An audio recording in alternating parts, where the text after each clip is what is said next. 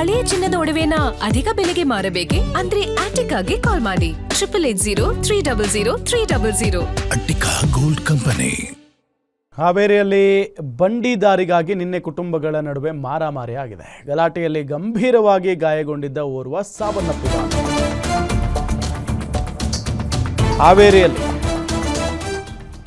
ಬಂಡಿದಾರಿಗಾಗಿ ಕುಟುಂಬಗಳ ನಡುವೆ ಮಾರಾಮಾರಿ ಆಗಿತ್ತು. ಆ ಗಲಾಟೆಯಲ್ಲಿ ಒಬ್ಬ ಗಂಭೀರವಾಗಿ ಗಾಯಗೊಂಡಿದ್ದ ಆತ ಸಾವನ್ನಪ್ಪಿದ್ದಾನೆ. ಹುಬ್ಬಳ್ಳಿಯಿಂದ ಸ್ವಗ್ರಾಮಕ್ಕೆ ವ್ಯಕ್ತಿಯ ಮೃತದೇಹವನ್ನು ತಗೊಂಡು ಬಂದಿದ್ದಾರೆ. ನ್ಯಾಯಕ್ಕಾಗಿ ಮೃತದೇಹ ಇಟ್ಟು ಸಂಬಂಧಿಕರು ಪ್ರತಿಭಟನೆ ಮಾಡ್ತಾ ಇದ್ದಾರೆ. ಟಾರ್ಗೆಟ್ ಮಾಡಿ ನಮ್ಮ ತಂದೆಯನ್ನು ಕೊಂದಿದ್ದಾರೆ, ನಮಗೆ ನ್ಯಾಯ ಬೇಕು, ಇವರ ದಬ್ಬಾಳಿಕೆ ನಿಲ್ಲಬೇಕು ಅಂತ ಪಟ್ಟು ಹಿಡಿದಿರೋದು. ದಾಸಪ್ಪ ವಡ್ಡರ್ ಎಂಬ ಆರೋಪಿಯ ಮನೆ ಮುಂದೆ ಗೋಳಾಡ್ತಾ ಇದ್ದಾರೆ ಈಗ ಮೃತನ ಕುಟುಂಬಸ್ಥರು.